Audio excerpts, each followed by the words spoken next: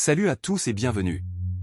Vous êtes prêts à plonger dans un moment de détente et de sérénité? Je vous invite à vous installer confortablement, à relâcher toutes vos tensions et à laisser votre esprit voyager à travers une histoire douce et apaisante. Ensemble, prenons ce temps pour ralentir, rêver et se reconnecter avec notre imagination. Préparez-vous à une belle évasion. La nuit enveloppait le village de Valmont comme un manteau épais, froid et oppressant. Les cheminées fumaient encore, apportant une chaleur fragile aux maisons de pierre éparpillées dans la vallée. Au sommet de la colline, la tour sombre se détachait contre le ciel nuageux, telle une silhouette menaçante. L'édifice, vieux de plusieurs siècles, était un sujet de murmures et de crainte parmi les habitants. Peu osaient en parler, et encore moins s'en approcher.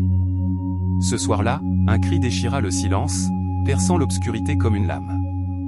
Le son, mélange de terreur et de douleur, réveilla brutalement les villageois. Les chiens aboyèrent frénétiquement, les enfants se mirent à pleurer, et les adultes, figés par la peur, se regardèrent sans comprendre. Tous savaient que le cri venait de la tour. Kael, un ancien soldat devenu chasseur, ouvrit les yeux dans l'obscurité de sa cabane. Il se redressa lentement, tendant l'oreille. Son instinct, affûté par des années de combat, lui soufflait que quelque chose d'anormal s'était produit. Il se leva, s'arma de son couteau de chasse, et ouvrit la porte pour scruter la colline. La lune, voilée par des nuages, éclairait faiblement les contours de la tour, qui semblait encore plus sinistre qu'à l'accoutumée. Au matin, le village était en ébullition. Un berger, Lian, était descendu en courant de la colline, le visage livide, pour annoncer qu'il avait trouvé une porte ouverte dans la tour. À l'intérieur, il avait vu un corps gisant dans une mare de sang. Le nom de Maître Éridan, l'érudit qui vivait reclus dans la tour, fut prononcé avec crainte. Une foule se rassembla rapidement sur la place du village. Les visages étaient graves, les voix basses. Lian, encore tremblant, racontait sa découverte. « Je cherchais une brebis, la porte était entr'ouverte. Quand je suis entré, il était là, étendu, du sang partout. Et, des marques étranges sur les murs. » Parmi les villageois, Elira, la jeune guérisseuse, écoutait attentivement. Sa curiosité naturelle et son savoir sur les runes anciennes la poussaient à s'intéresser à l'incident, malgré les murmures de superstition. « Des marques » demanda-t-elle doucement. « Étaient-elles gravées ou tracées avec le sang » Lian était incapable de répondre clairement. Mais il était certain d'une chose, quelque chose de maléfique hantait la tour. Le capitaine Taron, chef de la milice locale, apparut enfin. Grand, robuste, avec un air autoritaire, il ordonna à ses hommes de préparer une expédition pour la tour. Mais, connaissant la réputation de Kael, il l'invita à se joindre à eux. « Tu as l'œil pour ce genre de situation, chasseur. Viens avec nous. » L'équipe arriva à la tour alors que le soleil montait à peine. L'entrée était ouverte, et une odeur métallique de sang leur parvint dès qu'ils mirent le pied à l'intérieur. L'intérieur de la tour était en désordre, des livres étaient éparpillés, des meubles renversés. Au centre de la pièce principale, le corps de Maître Éridan gisait, figé dans une position grotesque. Kael s'approcha du cadavre, étudiant les alentours avec soin. La porte était verrouillée de l'intérieur. Le meurtrier est soit encore ici, soit il a utilisé un passage que nous ignorons. Taron acquiesça, tout en observant les marques que Lian avait mentionnées. Elles étaient bien là, des symboles complexes, tracés avec précision. Elira, qui avait discrètement suivi le groupe, s'approcha pour examiner les runes. Ce ne sont pas de simples graffitis. Ces symboles sont anciens. Ils appartiennent à un langage que je ne connais pas entièrement. En fouillant davantage, Kael découvrit une étagère masquant une ouverture dans le mur. Le passage dissimulé menait à une pièce secrète, remplie de parchemins, d'instruments alchimiques, et d'un étrange piédestal. Sur ce dernier reposait un livre relié de cuir noir, écrit dans une langue inconnue. Elira prit le livre avec précaution. Il émane une énergie malsaine, comme si quelque chose de mauvais s'y accrochait. Taron fronça les sourcils. Nous allons l'emmener. Tout cela sera placé sous scellé jusqu'à ce que nous comprenions ce qui se passe. De retour au village, les tensions montèrent rapidement. Les villageois, effrayés, commencèrent à murmurer des accusations. Certains accusaient Elira d'être une sorcière, tandis que d'autres mettaient en cause Taron, le blâmant pour son incapacité à protéger le village. Kael, quant à lui, restait silencieux, concentré sur les indices. Alors que la nuit tombait, Kael et Elira retournèrent discrètement à la tour. ils découvrirent une trappe dissimulée sous un tapis usé dans la pièce secrète. En l'ouvrant, ils virent un tunnel sombre et profond, illuminé par une étrange lumière verte. Un murmure indistinct s'élevait des profondeurs, comme si la tour elle-même respirait. « Nous devons aller jusqu'au bout », murmura Kael, une détermination froide dans la voix. L'air était lourd de mystère, et la véritable horreur ne faisait que commencer. La lueur froide de l'aube enveloppait Valmont, mais la tension dans le village ne s'était pas dissipée. Si le meurtre de Maître Éridan avait plongé les habitants dans la peur, les étranges événements qui avaient suivi n'avaient fait qu'aggraver leur paranoïa. La découverte de la trappe dans la tour par Kael et Elira était tenue secrète pour l'instant, mais les murmures et les regards suspects se multipliaient. Dans la matinée, Elira s'était enfermée dans sa petite maison, entourée des parchemins trouvés dans la pièce secrète de la tour. Ses doigts parcouraient les textes anciens, ses yeux scrutant les runes à la recherche d'un indice. Chaque mot semblait porter un poids mystérieux, et certaines pages étaient presque illisibles à cause de l'usure du temps. Ces runes ne sont pas simplement des symboles, murmura-t-elle pour elle-même. Elles évoquent un rituel, mais lequel? Alors qu'elle traduisait une phrase particulièrement complexe, un courant d'air glacial traversa la pièce. La flamme de sa bougie vacilla, et une ombre fugace sembla passer derrière elle. Elira se retourna brusquement, son cœur battant à tout rompre, mais la pièce était vide. Pendant ce temps, Kael parcourait les rues du village. Les habitants étaient plus fermés que d'habitude, leurs visages fermés par la peur et la méfiance. Pourtant, il réussit à convaincre un vieil homme, Marek, de lui parler. Marek était l'ancien gardien de la tour, avant l'arrivée de Maître Éridan. Assis dans un coin sombre de l'auberge, Marek regarda autour de lui avant de murmurer « Je vous le dis, cette tour n'aurait jamais dû être réoccupée. Elle est hantée. Pas par des fantômes ordinaires, non. Par quelque chose de bien plus ancien. » Kael haussa un sourcil. « Que entendez-vous par ancien ?» Marek se pencha en avant, baissant encore la voix. « Un pacte a été passé il y a des siècles. Un pacte scellé dans le sang, entre les seigneurs de cette région et quelque chose qui vit dans les ombres. Je ne sais pas ce que Maître Éridan cherchait, mais il a probablement dérangé cette chose. » Kael resta silencieux un moment avant de demander « Et ce symbole sur le mur? L'avez-vous déjà vu ?» Marek blêmit. « Oui. Mais je ne peux rien dire de plus. Vous feriez mieux de quitter ce village tant que vous le pouvez encore. » Dans l'après-midi, un cri déchira l'air. Kael, toujours dans les rues, se précipita vers la source du bruit, suivi par plusieurs villageois. Ils découvrirent le corps de Joran, un fermier local, étendu dans son champ. Sa gorge était tranchée, tout comme celle de Maître Éridan. Autour de lui, les mêmes marques étranges étaient tracées dans la terre.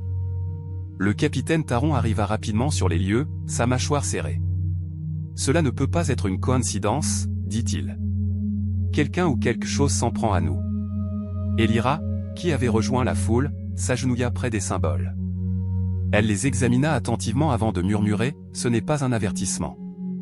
C'est une signature. » Kael s'approcha. « Une signature de quoi ?» Elle releva les yeux, le visage grave. « De magie ancienne. Quelqu'un utilise ces rituels pour invoquer ou contrôler quelque chose. » La peur déclencha la colère dans le village. Les habitants commencèrent à s'accuser les uns les autres, cherchant un bouc émissaire. Elira devint rapidement une cible, étant donné son intérêt pour les écrits anciens. Une foule en colère se rassembla devant sa maison, exigeant des réponses. Kael intervint, se plaçant entre la foule et la porte. « Reculez. Vous ne résolverez rien avec des accusations stupides. » Un homme du nom de Daran s'avança, pointant un doigt accusateur vers Elira.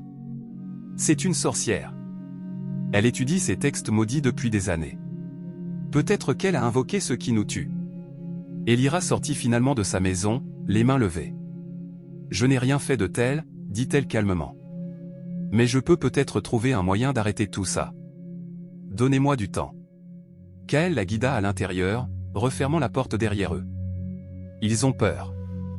Et la peur rend les gens dangereux. Plus tard dans la nuit, Kael et Elira retournèrent à la tour, à la recherche de nouvelles réponses. Ils explorèrent les tunnels découverts sous la trappe.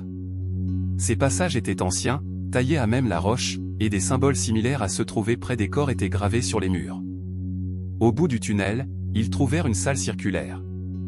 Au centre, une étrange structure en pierre était posée, ressemblant à un autel.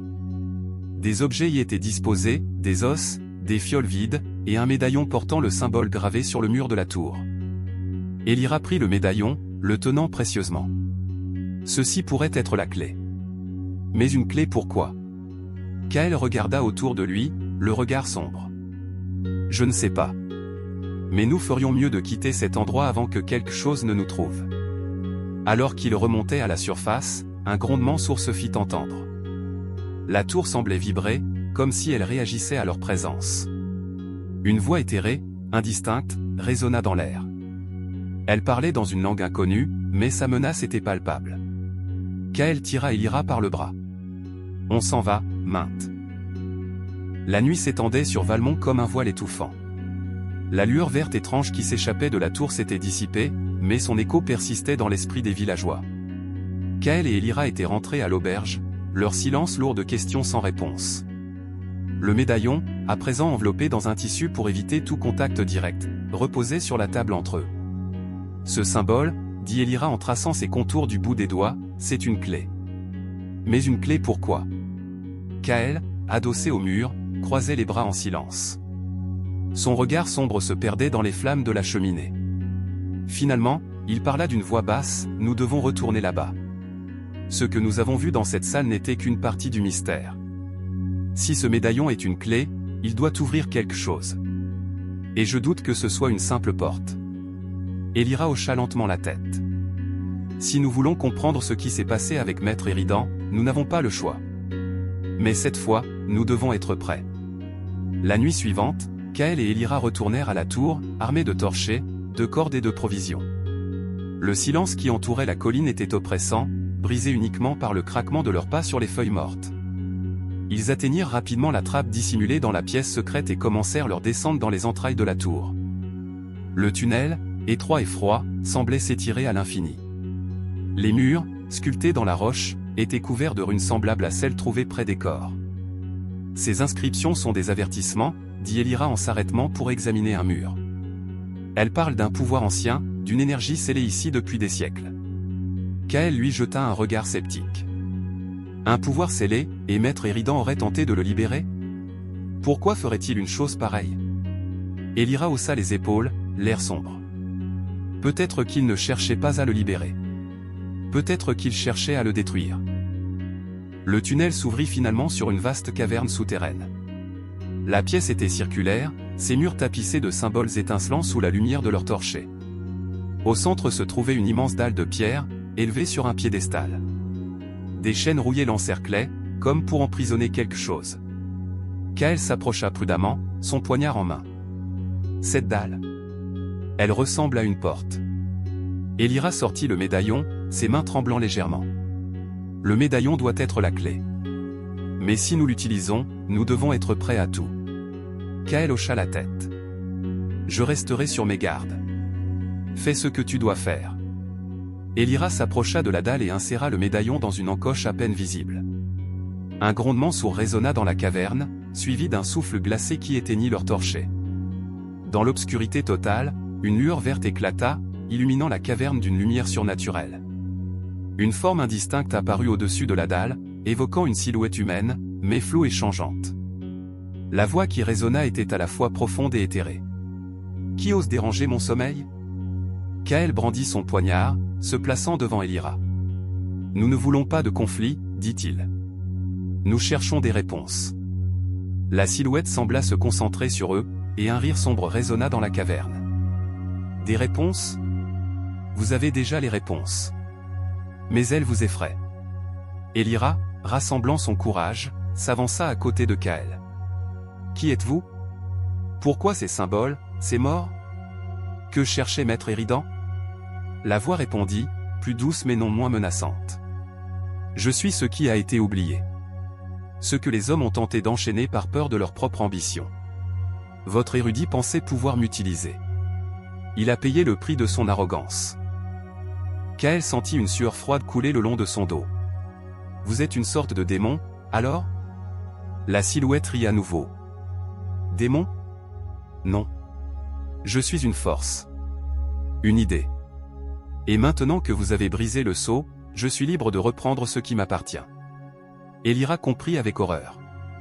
Nous avons déclenché quelque chose qui était scellé ici depuis des siècles.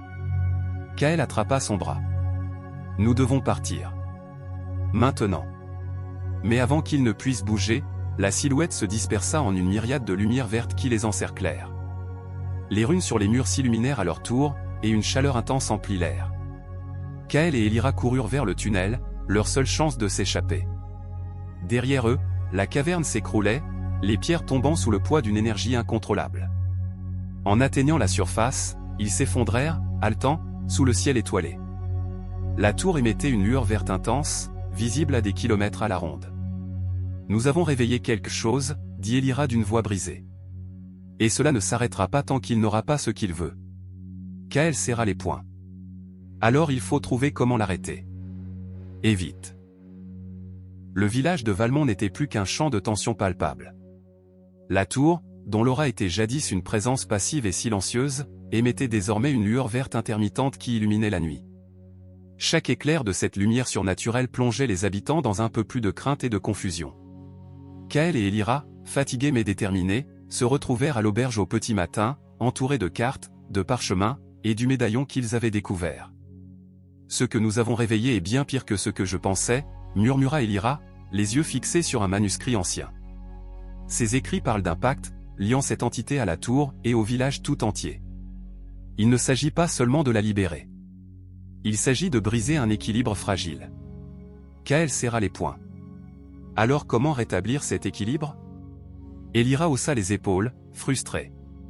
Il faudrait comprendre exactement ce que ce pacte représente. Mais nous n'avons pas le temps. Cette chose se renforce à chaque instant, et si elle parvient à se libérer complètement? Elle n'eut pas besoin de finir sa phrase. Le regard qu'elle échangea avec Kael suffisait à exprimer la gravité de la situation. Pendant ce temps, les habitants de Valmont étaient à bout de nerfs. Le maire du village, un homme pragmatique nommé Alric, tenta de calmer les esprits en rassemblant les villageois sur la place centrale. « Écoutez-moi » cria-t-il au-dessus du brouhaha. « Nous devons garder notre calme. Ce n'est pas en nous entredéchirant que nous réglerons ce problème. »« Et qu'est-ce que vous proposez, Alric » rétorqua une femme dans la foule. « Attendre que cette tour nous engloutisse tous ?» D'autres voix s'élevèrent, accusant tour à tour Elira, Kael, ou même le maire lui-même de ne pas protéger le village. Les tensions étaient palpables, et Alric sentit qu'il perdait rapidement le contrôle de la situation. « Il faut agir, et vite » murmura Taron, le capitaine de la milice, à Kael qui observait la scène depuis une ruelle voisine. La peur les consume. Bientôt, ils seront plus dangereux pour eux-mêmes que cette entité. Kael acquiesça. Nous avons besoin de réponses. Si nous ne leur en donnons pas, cette colère ne fera que grandir. De retour à l'auberge, Elira fit une découverte importante en fouillant les parchemins de Maître Éridan. Parmi les documents se trouvait un journal personnel, rédigé dans une écriture hâtive mais lisible. La tour a été construite comme un sceau, une prison pour une entité connue sous le nom de l'ombre primordiale. Le pacte des anciens seigneurs de cette région consistait à offrir des sacrifices humains pour maintenir l'ombre enchaînée. Mais au fil des siècles, les sacrifices ont cessé, et le sceau s'est affaibli. Si l'ombre se libère, elle consommera tout ce qui vit dans un rayon de plusieurs lieues. Kael, lisant par-dessus son épaule, se redressa brusquement. Des sacrifices?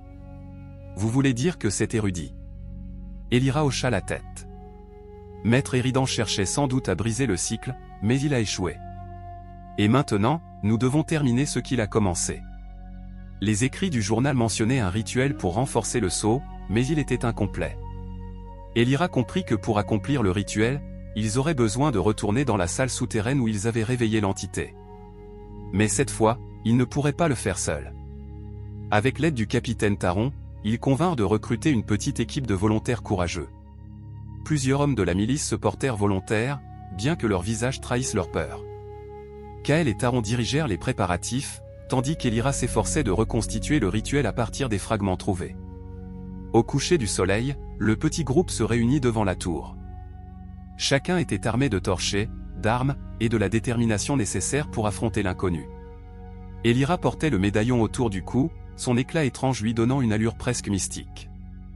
Ils descendirent dans les profondeurs de la tour, suivant les tunnels qui menaient à la salle circulaire.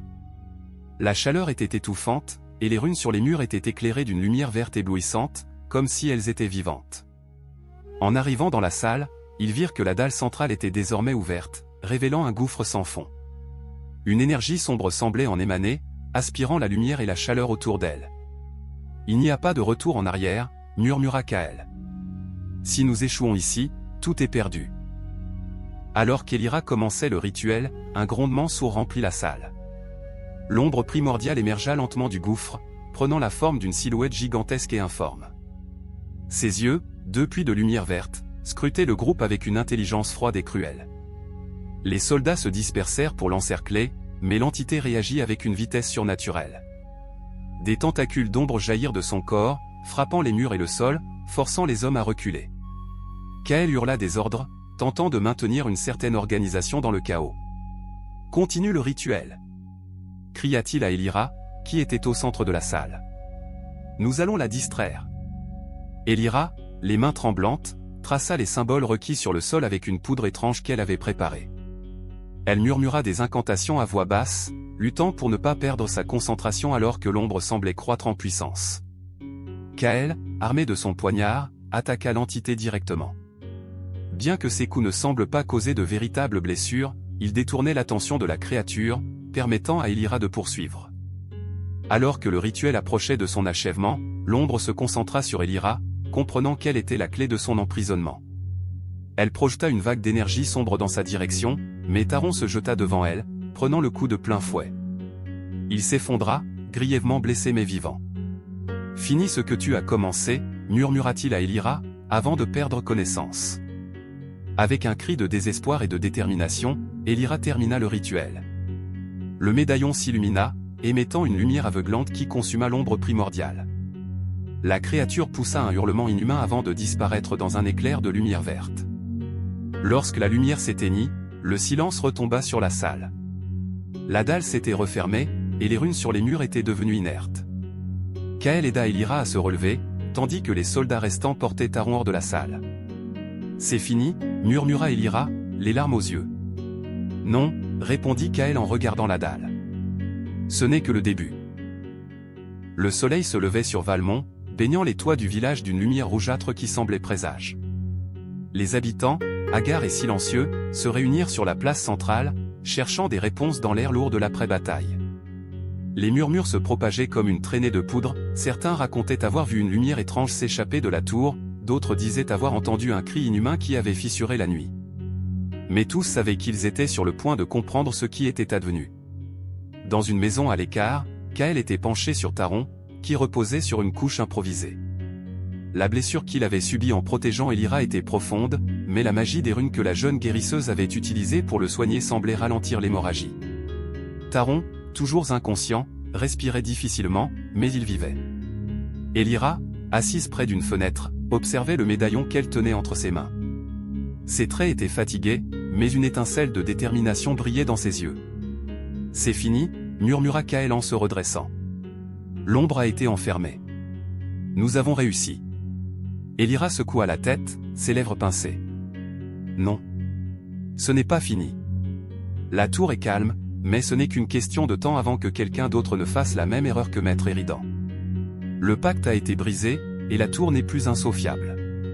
Kael fronça les sourcils. Alors que faisons-nous? Nous ne pouvons pas rester ici pour surveiller la tour indéfiniment. Nous devons la détruire, répondit-elle, sa voix sérieuse et résolue. Le plan d'Elira était risqué, mais il n'y avait pas d'autre choix.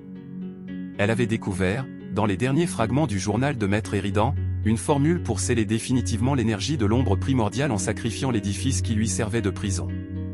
Mais le rituel nécessitait une énergie immense, et les conséquences étaient imprévisibles.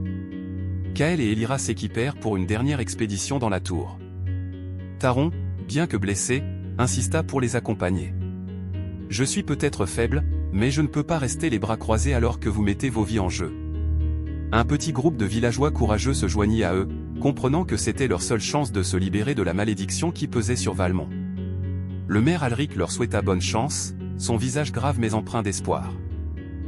En entrant une fois de plus dans la tour, l'atmosphère était encore plus oppressante qu'avant. Les murs semblaient respirer, vibrer d'une énergie latente qui donnait à chacun des frissons. La descente vers la salle circulaire fut silencieuse, chaque pas étant alourdi par la gravité de leur mission. Lorsqu'ils atteignirent la dalle, Elira se mit immédiatement au travail. Elle traça un nouveau cercle de runes sur le sol, utilisant la poudre spéciale qu'elle avait préparée. Les symboles étaient complexes, interconnectés comme les engrenages d'une machine invisible. Mais alors qu'elle chantait les incantations nécessaires, une forme se manifesta au centre de la salle. L'ombre, affaiblie mais furieuse, émergea une fois de plus. Sa voix résonna, emplissant l'air d'une menace palpable. « Vous osez encore me défier ? Insensé !» Kael se précipita, son épée à la main. « Occupe-toi du rituel » cria-t-il à Elira.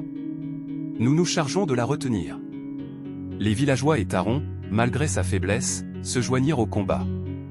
Les tentacules d'ombre de la créature se déployèrent, frappant avec une violence inhumaine. Mais Kael et son groupe tinrent bon, esquivant, attaquant, et distrayant l'entité suffisamment longtemps pour permettre à Elira de terminer son travail. Alors que l'incantation atteignait son paroxysme, Elira posa le médaillon au centre du cercle de runes. Une lumière intense jaillit, illuminant la salle d'une clarté éblouissante. L'ombre poussa un hurlement d'agonie, mais elle n'avait pas encore dit son dernier mot. Avec une force désespoir, elle concentra toute son énergie en une attaque finale, visant Elira. Kael, voyant le danger, plongea devant elle, recevant le choc de plein fouet. Il s'effondra, gravement blessé, mais son sacrifice permit à Elira d'achever le rituel. La tour tout entière commença à trembler. Les murs se fissurèrent, les pierres tombèrent, et une explosion de lumière verte consuma l'ombre, qui disparut dans un cri final. Lorsque la poussière retomba, la tour était en ruine. Le cercle de runes brillait faiblement, puis s'éteignit, scellant définitivement l'énergie de l'ombre. Les survivants, épuisés mais vivants, s'aidaient à remonter vers la surface. Kael, bien que blessé, était soutenu par Taron. Elira marcha derrière eux, tenant le médaillon brisé dans ses mains. Elle s'arrêta une dernière fois pour regarder les ruines de la tour. « C'est fini » murmura-t-elle. De retour au village, les habitants accueillirent les survivants avec des cris de soulagement. Mais l'ambiance était lourde de pertes et de sacrifices. Kael, bien qu'affaibli, fut acclamé comme un héros. Elira, quant à elle, garda le silence, sachant que son propre combat était loin d'être terminé. Quelques jours plus tard, alors que le village commençait à se reconstruire, Elira annonça qu'elle partait. « Il reste tant à comprendre, tant à protéger, » dit-elle à Kael, qui était assez remis pour marcher. « Je viendrai avec toi, » répondit-il. « Le monde a besoin de gens comme nous. » Et ainsi, alors que l'aube écarlate faisait place à un jour nouveau, Kael et Elira partirent ensemble, laissant derrière eux un village libéré, mais marqué à jamais par les événements de la Tour Sombre. Merci d'avoir pris le temps de regarder cette vidéo. Si vous avez aimé ce moment de détente, n'oubliez pas de laisser un petit like, de vous abonner à la chaîne pour ne rien manquer, et d'activer la cloche pour être alerté des prochaines histoires. Votre soutien fait toute la différence et m'aide à continuer à partager ces instants avec vous. À très bientôt pour une nouvelle aventure.